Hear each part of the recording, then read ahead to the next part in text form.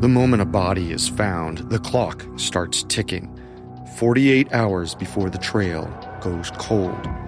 From A&E and Crime House, this is the official podcast from the famous true crime series, The First 48. I'm Carter Roy. Every Thursday, I revisit a landmark homicide investigation in depth with long-form storytelling built for your ears. Listen to and follow The First 48 on Apple Podcasts, Spotify, Amazon Music, or wherever you listen to podcasts.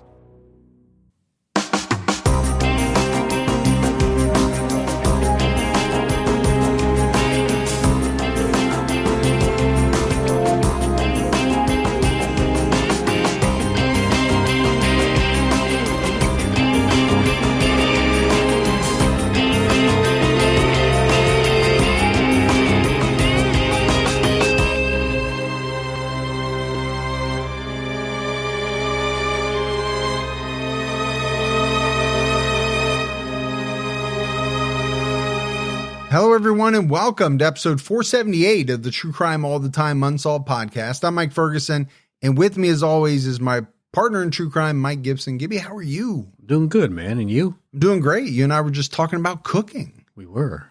We might start our own cooking YouTube channel. We don't know. Never know what we're going to do. We don't know. We actually really don't know. The audience doesn't know because we don't know.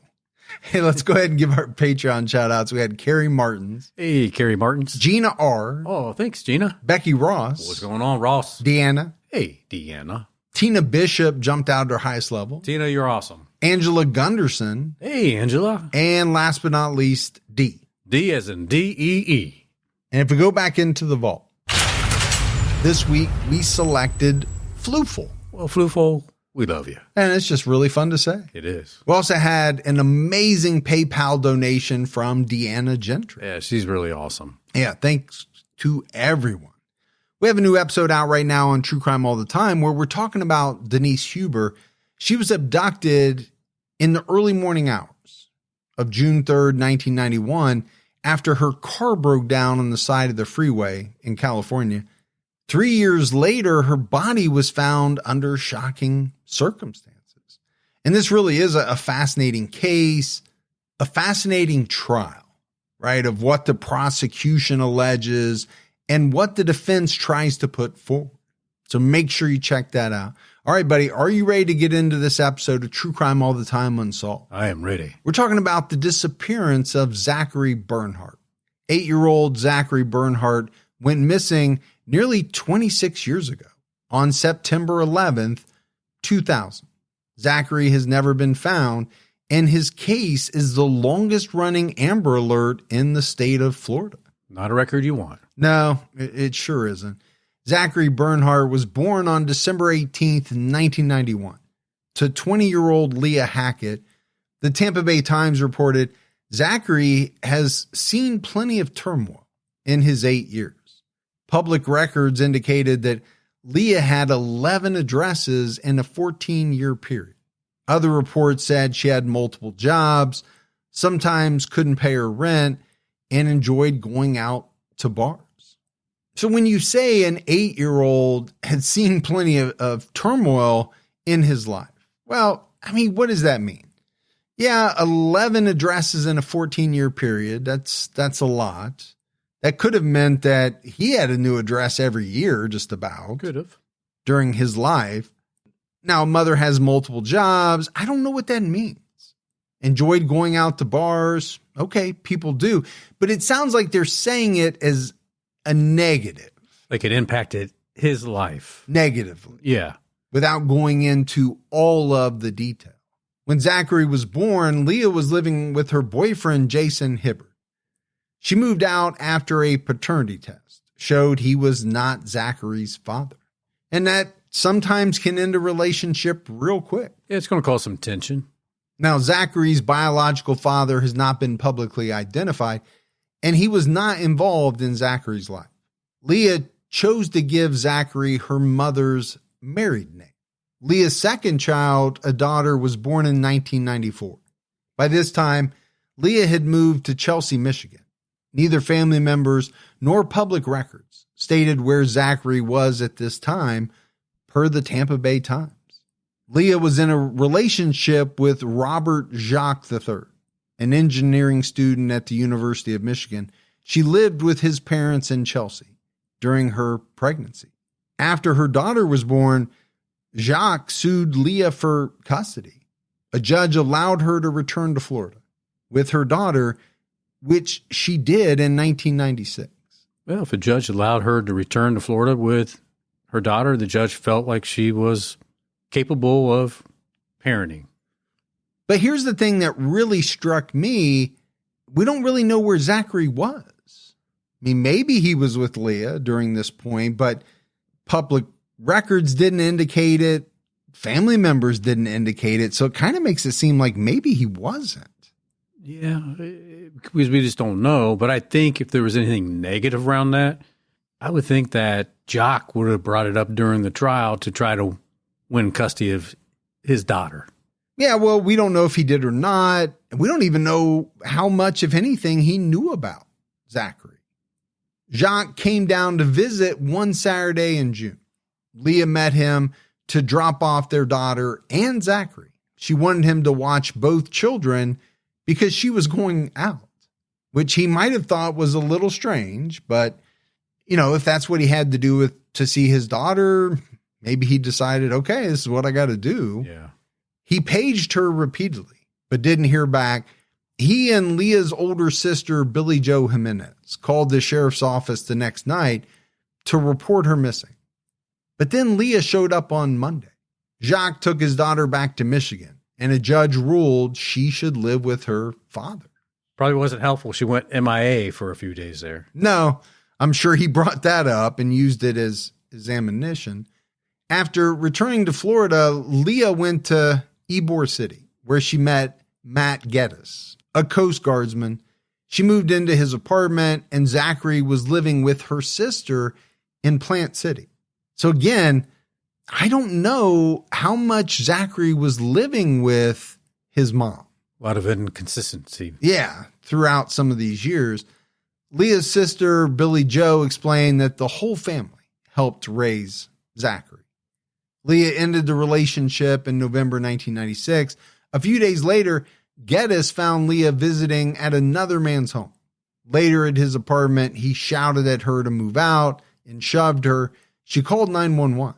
Geddes pleaded no contest to misdemeanor domestic battery, and he received a year's probation. He later told the Tampa Bay Times, "She drove me crazy. What gets me is that if she has a kid, why is she going out all the time?" Billie Jo reported her sister missing again in May 1997.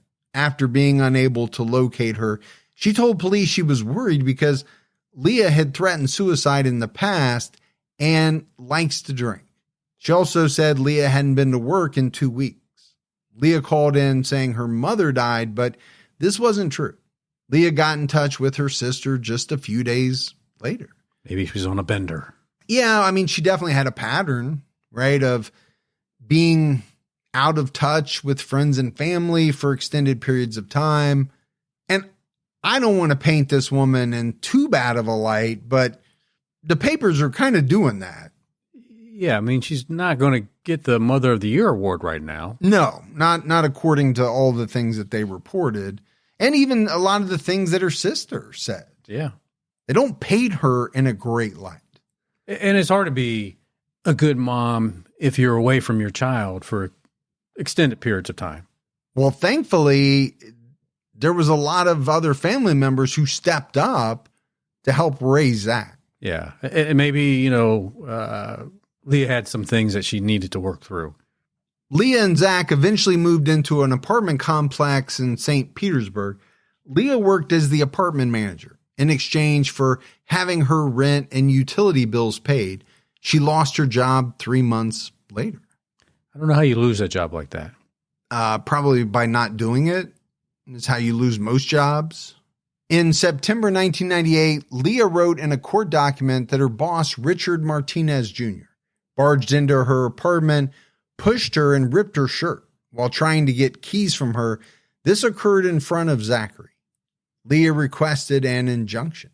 Leah and Zach then moved in with a friend at a different complex. Zachary also moved schools.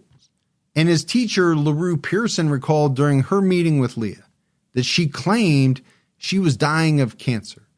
In November 1998, Leah's new roommate tried to kick her out, claiming Leah owed her money. The roommate moved out, and Leah asked the landlord to rent the unit. Leah's landlord felt bad for her because Leah said she had cancer, but she was evicted in April 1999 for failing to pay rent. So in that year, Leah and Zachary moved into the Savannah Trace Apartments in Clearwater, Florida.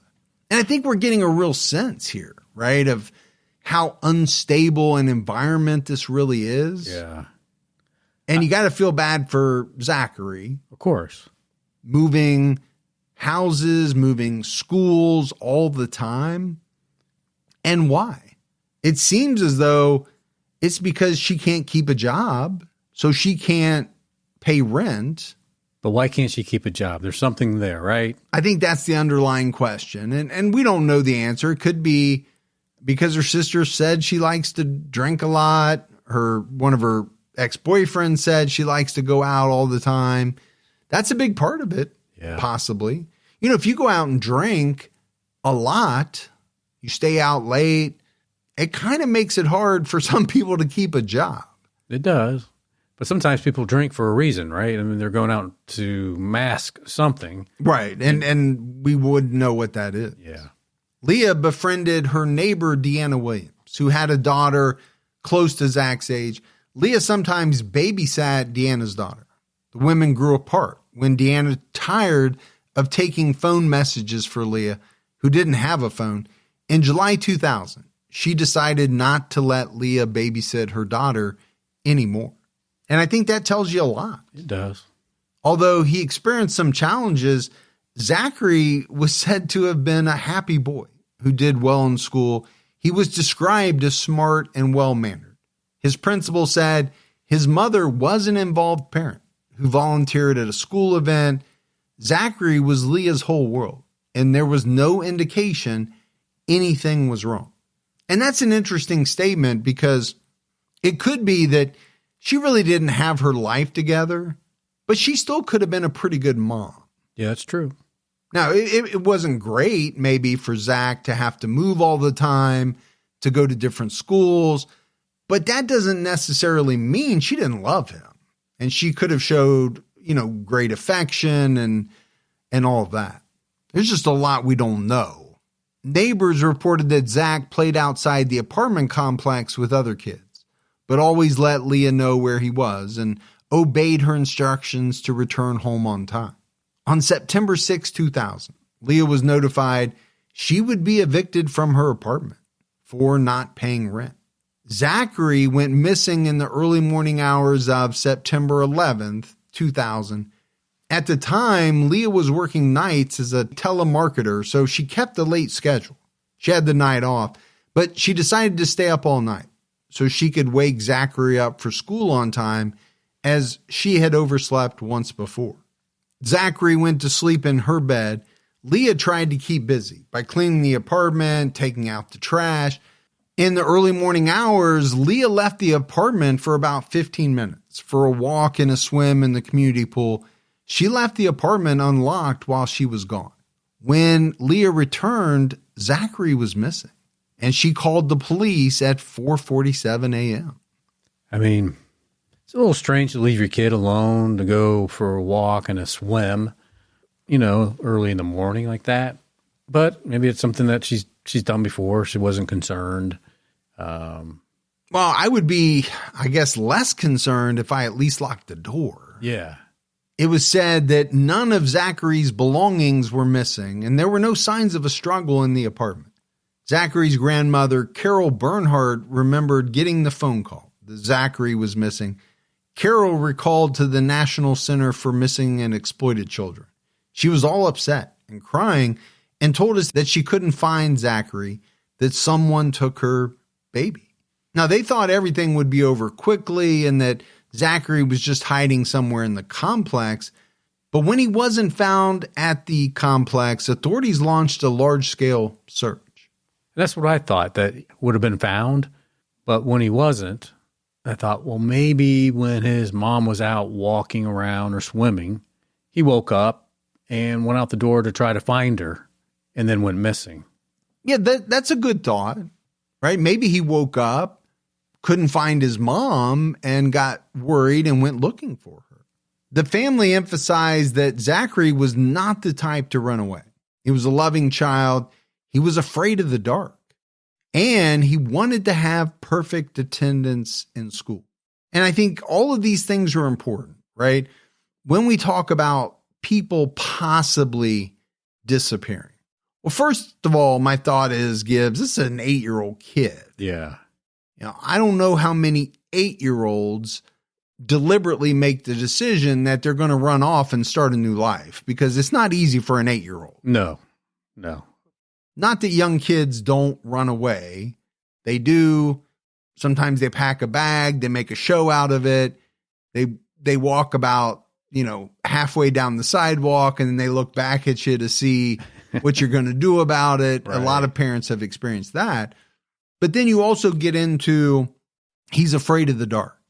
Okay, is he going to go out on his own when it's pitch dark? If he's afraid of the dark, he also isn't going to want to miss school because he wants to have perfect attendance. These things are important. Sure. But right now it's a nightmare for Leah and Leah's family. Oh, absolutely.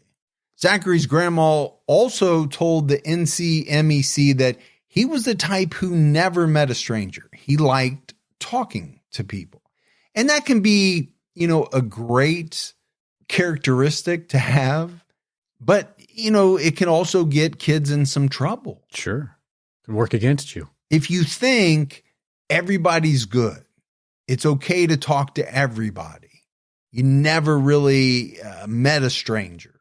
Well, some people are strangers and should be strangers for good reason. But at 8 years old, it's kind of hard to make that determination. That's why a lot of people are just told, don't talk to strangers, because you don't know what these people have in their heads. Exactly. Folks, I've been married for over 30 years now, and my wife has had issues with teeth clenching and grinding for as long as I've known her. She's now using Remy to protect her teeth with a custom night guard, along with over 350,000 Americans. Remy night guards are the only FDA cleared and clinically tested at-home impression kit night guards on the market. Not only do they help prevent teeth damage from grinding, they also help reduce jaw tension and facial muscle strain and improve your sleep quality. You'll get the same professional quality and comfort as a night guard from the dentist for 80% less of the cost by taking your own impression from the convenience of your home. Remy saves your impressions so you can enjoy the convenience and savings of Remy Club, where they'll ship a new top and bottom night guard to you every 6 months. And it's so easy. Your impression kit comes straight to your door. We just followed their step-by-step instructions and got a perfect impression mailed right back to us. And this is a custom fit night guard. It fits perfectly. Protect your teeth with Remy by using code TCATU to get 50% off your new night guard with Remy Club. Subscribe and save. That's 50% off at shopremi.com/TCATTU with code TCATU. Thank you, Remy, for sponsoring this episode. Do you ever finish lunch and find yourself reaching for a snack just an hour later, or notice cravings take over even when you're trying to eat healthy? That's exactly the problem Pendulum Metabolic Daily was designed to help solve. Pendulum Metabolic Daily is a science-backed probiotic designed to support your body's natural GLP-1 response, help you feel fuller, longer, experience fewer cravings, and make it easier to stay on track with your health goals. Just one capsule a day with food. Some customers report noticing fewer cravings and more energy in as little as a week, though individual results can vary. I can only speak about my own results. I've been taking Pendulum Metabolic Daily for about 3 weeks now, and I am noticing fewer cravings. I'm eating less. I'm not snacking as much. Get automatic deliveries every month or every 3 months. Plus, you may even be able to buy it using pre-tax FSA or HSA dollars. Right now, podcast listeners can save up to 48% off their first order at pendulumlife.com/all-the-time. That's pendulumlife.com/all-the-time to save up to 48% off your first order. Again, that's pendulumlife.com/all-the-time and get almost half off today. Police, along with dogs, helicopters, and hundreds of volunteers, searched the woods surrounding the apartment complex. Police also took fingerprints from inside the apartment and around the door. Detectives spoke to former roommates, babysitters, and others who knew Zachary and his mom or had contact with them. They also interviewed 15 registered sex offenders who lived in the vicinity. Well, they're doing everything they should be doing. Yeah. And unfortunately, it's scary if you ever look up like those sex offender sites to see how many people live within an X mile radius of you who are on the sex offender registry. It will shock you how many. It can. A police spokesman told the Tampa Bay Times that Leah was not being investigated for neglect. She denied that she was out of the apartment until 3 a.m., as a neighbor had alleged in a previous Tampa Bay Times story. She made her first public statement on September 13th. She thanked the people who were searching and praying for Zachary, saying, "He's a beautiful boy, inside as well as out. Anyone who ever met Zach has loved Zach. We miss him. We love him very much, and we want him to come home." And, that's an emotional statement. And regardless of what you think about her as a mother or as a provider, or, some of the things we've talked about, if she didn't have anything to do with this, you feel really bad for her. Absolutely. She's, missing her son. She wants him back. The whole family does. Traumatizing. But this story about her being out until 3 a.m. is kind of interesting. Yeah, because if that was true, you're leaving your child alone all evening, into the early morning. Who knows what happens? Well, and it would be a much different story than just going out for 15 minutes, in the early morning hours. Yeah, for a walk and a swim. Yeah, it'd be a much different story. Ever since that, Leah has stayed out of the public eye. And I get it. Everybody has their own decisions to make. I will say that's probably not the norm in missing persons cases. Most family members, most parents of a missing child, they want to try to stay in the public eye because they want the case to stay in people's mind. Yeah. Well, maybe for her, with the media being, I would say the media was pretty negative towards her. Yeah, I would too. That, maybe it was just better for her to stay out of the storm. Yeah. That could have something to do with it, man. Police insisted other children at the apartment complex were safe. Clearwater police spokesman Wayne Sheeler told the Tampa Bay Times, "There's absolutely no reason for anyone there to be fearful of an abduction or something like that. We have no evidence a crime was committed. We don't know why Zachary is missing." And I get it. The police don't want to panic people, but having no evidence of a crime doesn't mean that he wasn't abducted and that other kids shouldn't be a little bit, conservative, let's say, about their actions, or that parents shouldn't keep an extra eye on their children. I mean, at this point, it's an open case. I'm sure they're looking at everything, right? They're probably looking at, well, we heard Leah was out till 3 o'clock. Did she have something, to do with this disappearance? They're looking at strangers. They're going to look at everything.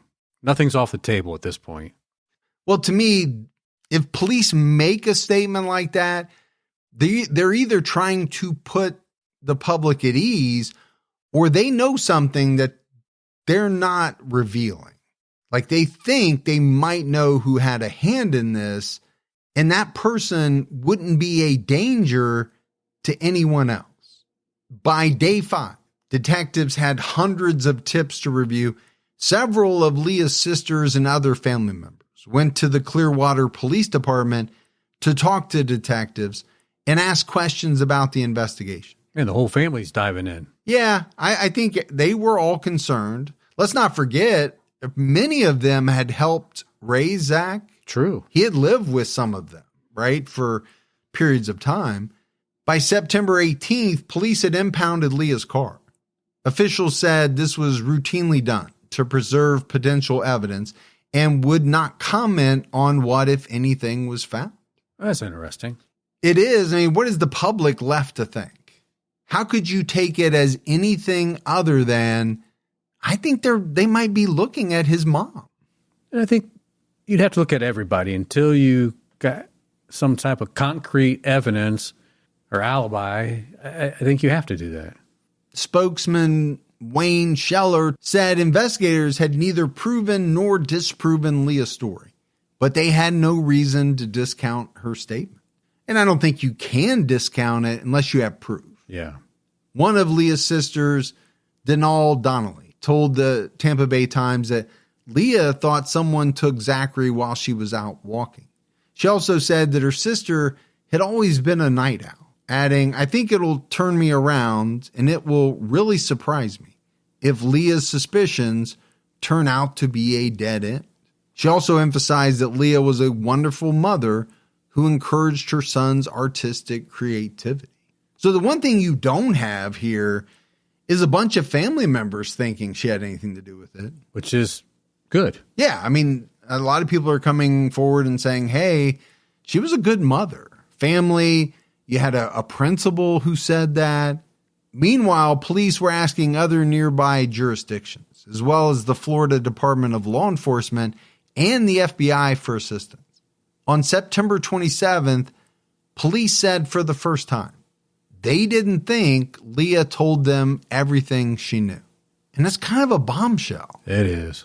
You know, it seems like to me that in some statements, they have kind of been hinting at it. You know, they impounded her car. Like you said, they have to look at her. They have to rule her out. But saying it publicly, that they don't believe she's being completely truthful, that's a big deal. It is. It's going to be probably a pretty big disappointment to her family, too, to hear something like that. Spokesman Wayne Scheller said, as quoted by the Tampa Bay Times, from the beginning, the officers had any number of concerns about the circumstances of his disappearance. Investigators don't believe they have the whole story from Zach's mother. However, the police had not labeled Leah a suspect, and they still had no evidence a crime was committed. There was no evidence Zachary ran away or was the victim of an accident. So basically, there was little evidence of anything, right? To this point. Yeah. They can't say a crime was committed. They can't say he ran away. And they can't say he was involved in an accident. They really can't say anything definitively. They just sound like they don't like how the timeline adds up and just doesn't make sense to them. It's a little hard to swallow when you hear someone say that they left for 15 minutes, they took a walk, and then they took a quick swim. I think it's hard to do in 15 minutes. Well, it's also, what, 3:30 in the morning, potentially? Yeah. So you have that. Then you have allegedly a neighbor saying she was out till 3 a.m. Okay, that puts your timeline in a bit of a conflict, maybe. Right. Leah moved out of the apartment complex in October 2000 because she was facing eviction. By late October, leads were running out. In the summer of 2001, police thought they had a breakthrough when they received a tip about a man in the area bragging about kidnapping children. It's such a weird thing to brag about. I don't know why anybody would ever brag about that. I don't know why anybody would ever want to do that. But in June, police arrested 42-year-old Kevin Jalbert and charged him with criminal solicitation to commit murder. He was accused of attempting to hire someone to help him abduct, rape, and possibly kill a young boy in Clearwater, Florida. A real sicko. Yeah. Jalbert came under investigation after an acquaintance told the police that he claimed to have killed a child and planned to kill again. Jalbert asked an undercover detective to join him and partake in the abduction of a male child. Now, he didn't target a specific child. he indicated it would be a crime of opportunity. He even discussed how after committing the crime, he planned to rinse the victim with bleach to destroy DNA evidence. Jalbert and the detective drove to several locations in Clearwater where children frequented. So you said it, right? Sick individual. I think we're getting an even better sense of that. Luckily, this guy was talking to an undercover detective and not another person who shared his despicable proclivities. Yeah. Or I think something really bad would have happened if it hadn't happened already. Exactly. Because he already bragged about doing it once. I mean, this is kind of like those murder for hire plots where a wife wants to have her husband killed or a husband wants to have his wife killed, and the hitman is actually an undercover detective. Yeah. You know that if police don't get a whiff of that and these people end up finding somebody that's willing to do it, somebody's going to die. Yeah, you're right. If someone doesn't stop them from doing that, it's not going to be good. After he was arrested, Jalbert told detectives that he would have killed the victim child if necessary.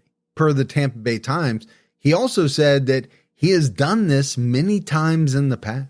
Clearly, he's a sicko. It's a scary, scary thought. Clearwater police spokesman Wayne Scheller said Jalbert had no criminal record of this nature, but they were looking into his background.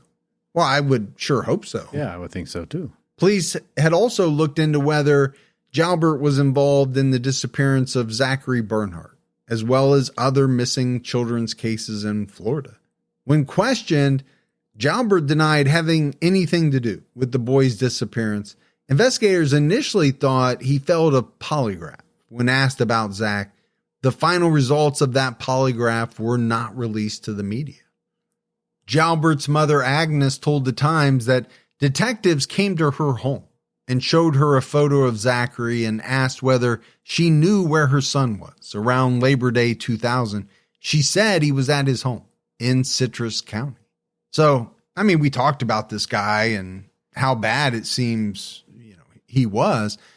I have to think that police looked into everything about him, obviously in relation to Zachary's case, but in any missing children's case they had. Yeah. He had to be a suspect. I would think after everything he said. Yeah, he was very specific in what he wanted to do. He also said that he had done it many times in the past. So either all of that's true or he's making all of that up. For what, attention? I don't know what the reason would be. Who would want attention for that? Who would want to do that, first of all? Yeah. By the summer of 2001, Leah was living in North Carolina with a man named Michael Cochran. Jalbert's lawyer, Charles Horn, said he was living out a fantasy when he talked about killing children. According to Horn, he has some pathological need to make himself into something he isn't. I think the man's all talk. What he said doesn't amount to evidence that he committed the crime. Now, I do think there are some people like this. Sure. They have some fantasies that, let's just face it, would be criminal if they acted on them, are sick just by themselves. We would all consider them sick. Pretty fucked up. Yeah, there's no doubt about it. Yeah. But is it possible that they're just talking about things that they've never done and would never do? Possible. It is possible, but it's also possible that he's done this before and he really did want to do this. Maybe he's done it in his head so many times it feels real to him. We don't know. Jalbert's sister also told the Tampa Bay Times that he tended to make things up and she didn't believe half of what he said to be true. Okay, well, if half of what he said is true, then we got a big problem. Well, sure, yeah. Investigators took DNA samples and fingerprints from Jalbert, but none matched anything collected from the scene where Zach disappeared, according to the Tampa Bay Times. Investigators also searched his home and truck. But here's the problem I have with that, Gibbs. The scene didn't look like there was any type of struggle. Yeah. So if Zachary leaves the apartment for any reason and then is abducted, right, there's not going to be any fingerprints or anything at the apartment. No. Because the abduction happened outside of it. A receipt from a Citrus County landfill found in his truck indicated he visited the landfill on September 27, 2000, the same month Zachary went missing. Doesn't mean anything, but could mean something. Yeah, I mean, that's the thing with this guy, right? He has unbelievably sick thoughts, but has he committed unbelievably sick actions? That part we don't know for sure. Right.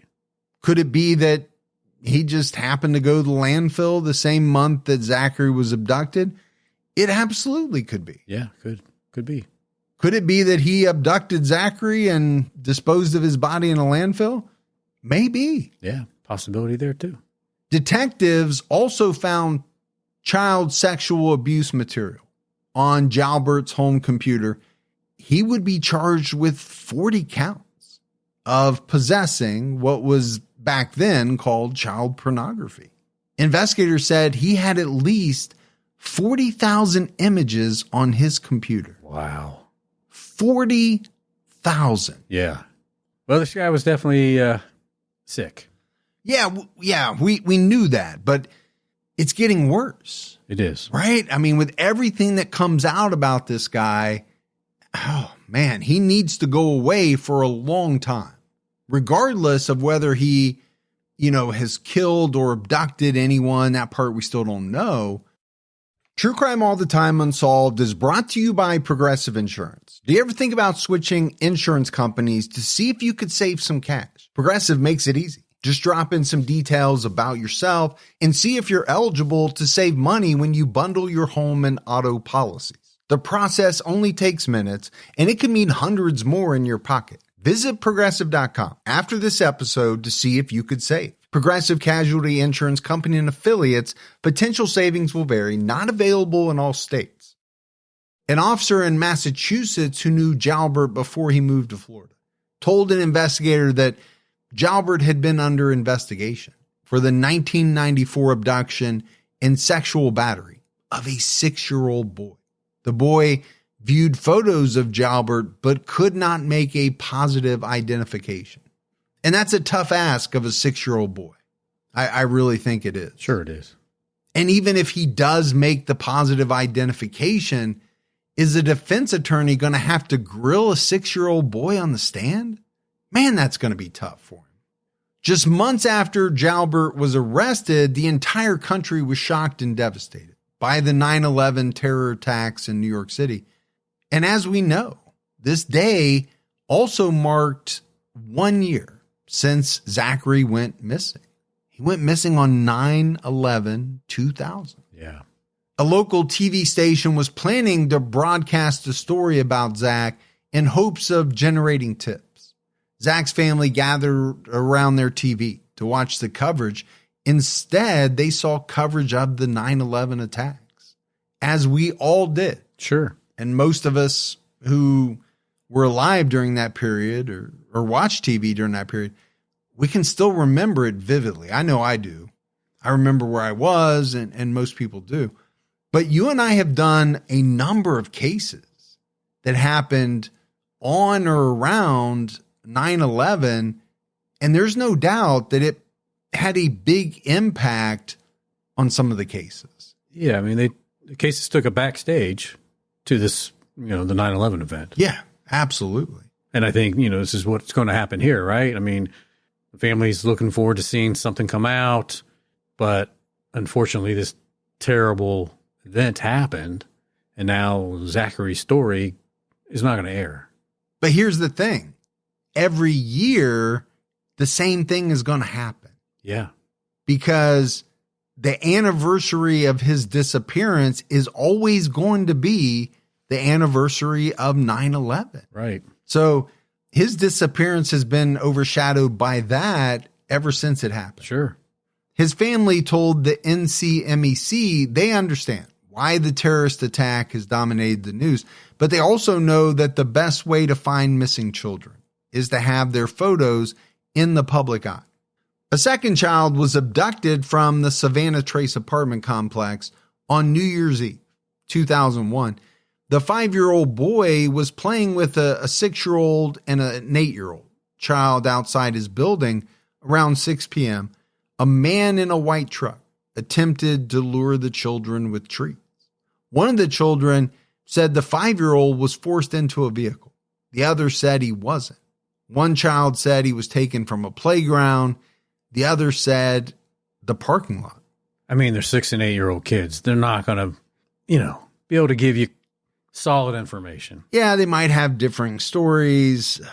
It's tough, right, for kids that age.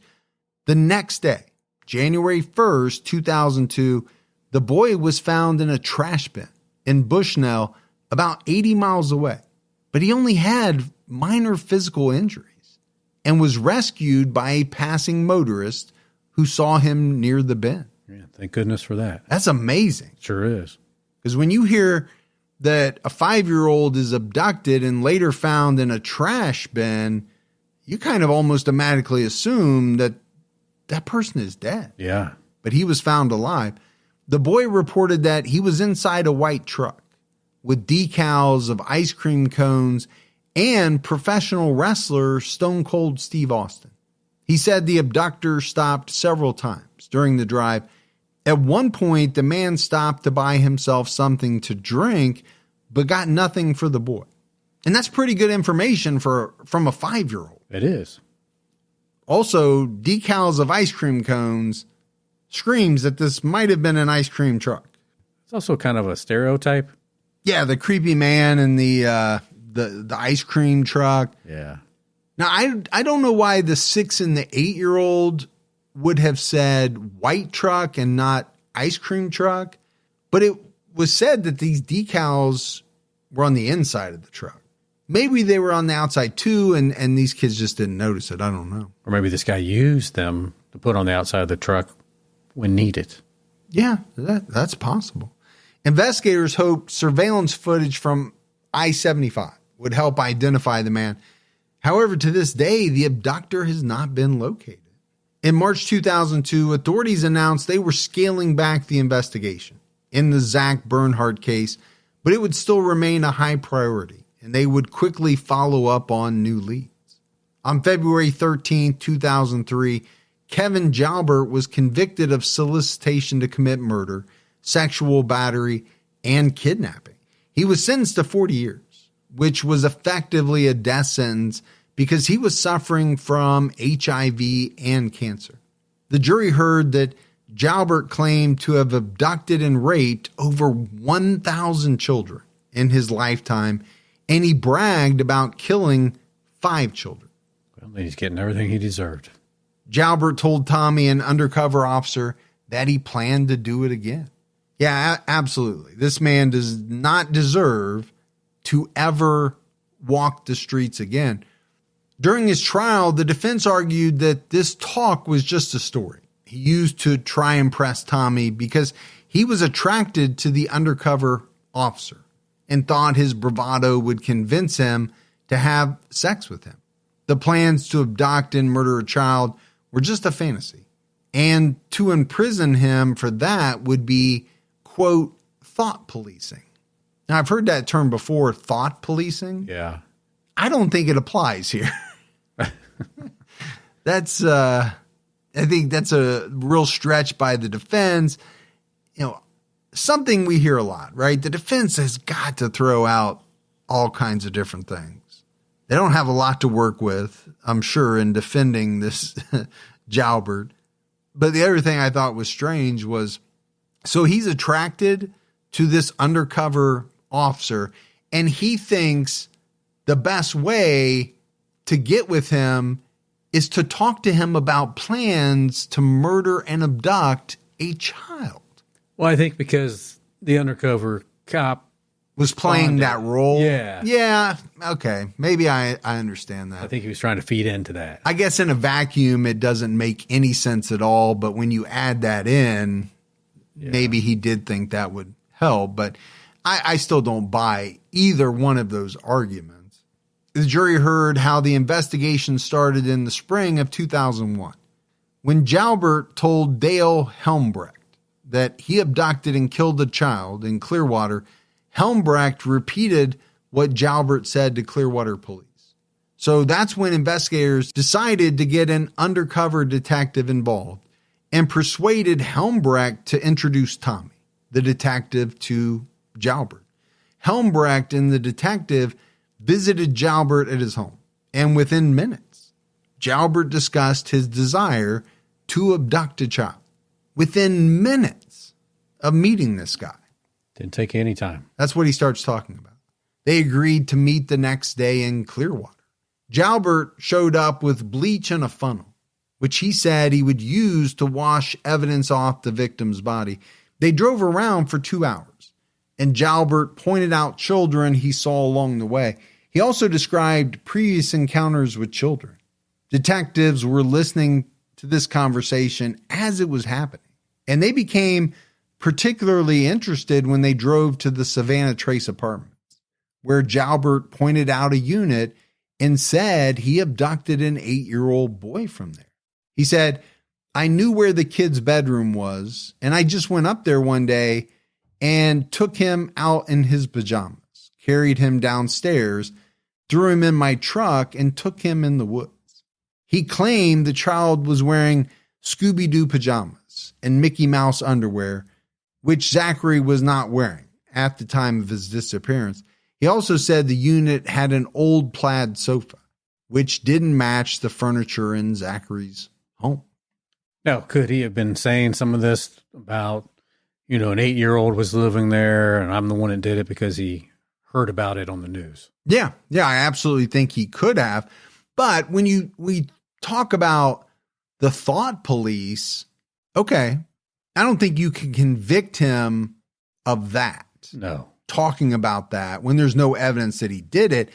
But when you show up with bleach and a funnel and talk about the fact that you're going to use it to wash evidence off of a young child's body who is going to be your victim, to me, that's a hell of a lot more than the thought police.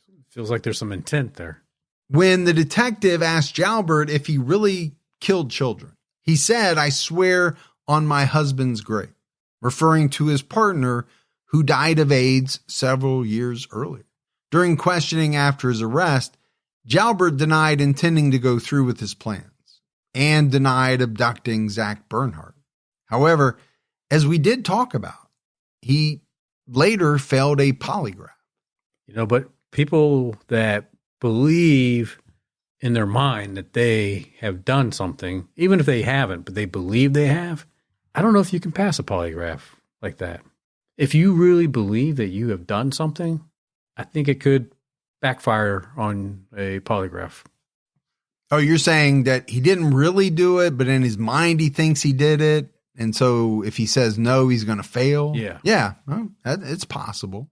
In May 2004, Jalbert pleaded no contest to almost 60 counts of possessing child pornography. And I know we don't call it that anymore, but that's what he was convicted of back then. He received a 30-year sentence to run concurrently to his 40-year sentence. So, that's 70 years, if my math is correct. It is. And like we said, he was already dying, right? He had cancer. He had HIV. It was said that he wasn't going to live long. He certainly wasn't going to live 70 more years. No. Which meant this was essentially a death sentence for him. Jalbert remains incarcerated in the state of Florida. So obviously he is still alive, lived longer than like they made it out that he was going to. Maybe he beat the cancer and maybe with, help of prescription drugs. Yeah, but he's still going to die in prison. Oh, yeah. He's not getting out. No. It's been over 20 years since Zachary Bernhardt went missing. The National Center for Missing and Exploited Children released an age-progressed photo of Zach. And we talk about it a lot, but definitely go out, take a look at these types of photos. Who knows? You might recognize this person. A lead came in based on a social media photo of a man spotted in Ocampo, Mexico.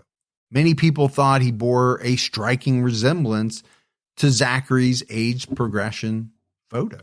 And like we said earlier, Gibbs, I don't think that, this kid ran away at 8 years old. No. But could he still be alive? Yeah. I guess it's possible, right? If he was abducted, could it be possible that he doesn't remember who he really is? Zachary's cousin, Amanda Kinney, recalled to News Nation, "My heart dropped. My heart stopped when I saw that picture, and not much has fazed me over the years." However, police told News Nation they have not gotten traction from the social media photos. Billy Joe Jimenez, Zachary's aunt, told Fox 13 in a 2022 interview, "I believe that he was taken from his home by an abductor, someone that has watched him go back and forth to school from where he went." Jimenez also said there were kids that had DNA pulled on them to prove it was not him. On 9/11 in Pennsylvania, there was a Zachary Bernhardt that they couldn't get to investigate to see if it was him.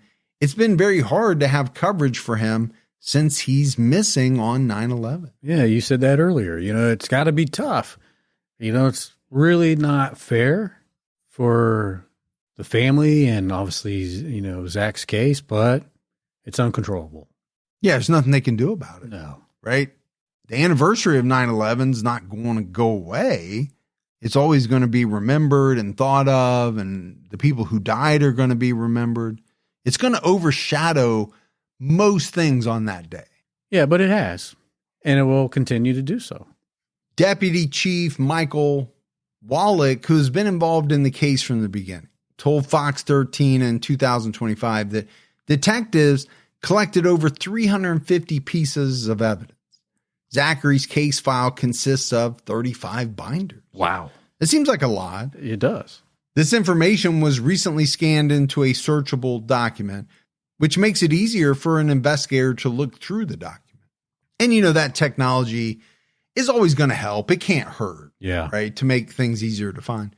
Wallach noted that police still get tips from across the country about possible sightings. They usually come in on the anniversary or when stories are run about the case. But so far, none of those leads have panned out. Wallach also said that over the past 25 years, no one has been ruled out as a suspect or person of interest, adding, "In 25 years, Zach's mother has not reached out to us and asked what's going on, what's active in the case, what's the status of the case." Recently, we traveled to another part of the state of Florida to talk with her, and we were met with negative results, uncooperative. If that was your son that was 8 years old missing, would you be calling every day, every month, every hour? You wouldn't want to know what's going on? We got nothing. I think that's going to be a tough thing for most people listening to swallow. It will be. That this woman has not reached out to police once in 25 years. Yeah. And why is that? I don't know, but it's kind of sad to think about. Are you angry at the way the media handled the story? Are you angry with how the police handled the investigation? Or you're just not interested? You just don't want to know? Or does it hurt too much for you to talk about it? Or is it something more sinister than that? Right? We don't know. That's true. We don't. I just know it's strange. Zachary's aunt, Billy Joe Jimenez, and his grandmother have always shown support for Leah over the years. Billy Joel said to Fox 13 in a previous interview, "We kind of felt that it was best for her to get out of the state in order for her to be able to try to find herself mentally. People have no idea what it's like. Don't judge somebody else's situation till you walk in my sister's shoes one day." It's true. That is a very true thing to say. She also said, "My sister has cooperated from the beginning. She's given interview after interview with police. There's nothing left to say. Now there's nothing else left. There's nothing left to interview. That's just maybe causing more trauma to her and her daughter that she doesn't need. Addressing why her sister hadn't contacted the police, she said, why should she call? If there's information, they should be calling us, letting us know that they found Zach. She noted that Leah has lived under a cloud of suspicion, but her story has never changed over all these years. And she makes some good points. She does. Zach's family believes that he is still alive, and they urge people to view his age progression photos. On the NCMEC website, Zach would be 34 years old today. Young man.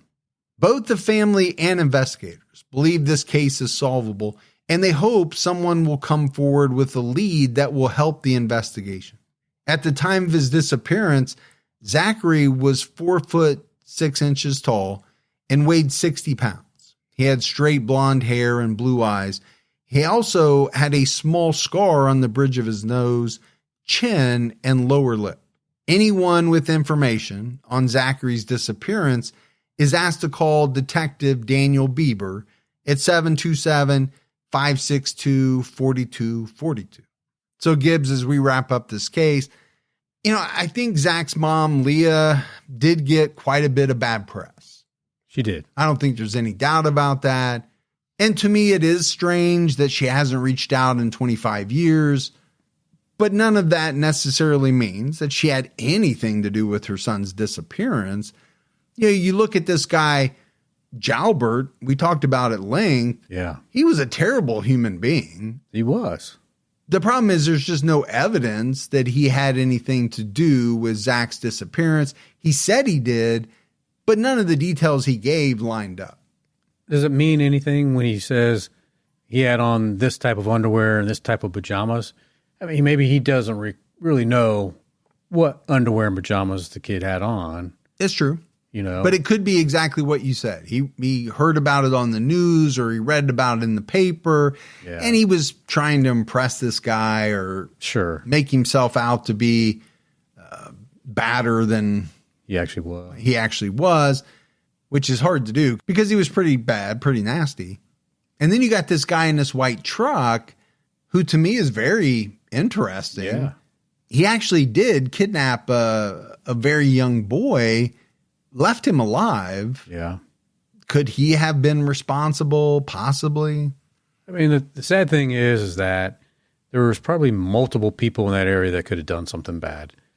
We know. We look at these cases all the time, and you're searching for something about this case, and you find 7, 8 other bad individuals in that area. So I wouldn't be surprised if there were multiple bad individuals in that area. I feel bad for Leah, because her son disappeared and she has, according to her, she has no knowledge of what happened to him. And she has to live with that every day. I feel bad for the family. I think it's something that can be solved, like we mentioned earlier. I just don't know when. But I think one day we're going to find out that it's going to be solved. Yeah, I mean, there's a chance that it's someone that we talked about in this episode, right, that had something to do with Zach's disappearance. I also think there's a really high likelihood that if and when this thing is solved, we'll find out that it was somebody never on police radar at all. Yeah, that's true. Because that happens quite a bit. But like you said, this is one that can be solved, and we hope it is. But that's it for our episode on Zachary Bernhardt. We got a voicemail. You want to check that out? Yeah, let's hear it. What's up, guys? It's Captain Cat. I'm listening to the Dirty Bordeaux episode. And Gibby, it's Jimothy, that little famous raccoon. He has like a deformity of his spine. But I think he's in the Seattle, Washington area. Like that whole community is like taking care of him and all that stuff. It's really cool. But his name is Jimothy, the raccoon. All right, guys, stay safe. Keep your own time chicken. So this is a real raccoon you were talking about? Yeah, I wasn't making it up. No, I thought it was like a cartoon character. So I don't know what this is at all. I've never heard of it. Yeah, Jimothy. Like the only thing I knew is that it probably wasn't Jiminy, because that was your first thought. Right. And your first thought is very rarely correct. So it's Jimothy, like Timothy, but with a J. Okay. Yeah. So it's a real raccoon that people have kind of adopted in Seattle or something, and they're taking care of. The whole world loves Yeah, not me because I'm not on TikTok, which I'm assume is where everybody is seeing this. If it's not YouTube, yeah, you're not going to see it. No, because I'm not on X or you're not Facebook on or you're not on anything except for the podcast. But I'm not looking at anything else, and I don't have a feed of things to see. But yeah, no, I thought this was a cartoon character you were talking about for some reason. Yeah, you have to check it out. I will. He's very cute. A cute raccoon named Jimothy. Yeah. All right. Well, we got the answer to that. All right, buddy. That is it for another episode of True Crime All the Time Unsolved. So for Mike and Gibby, stay safe and keep your own time ticking.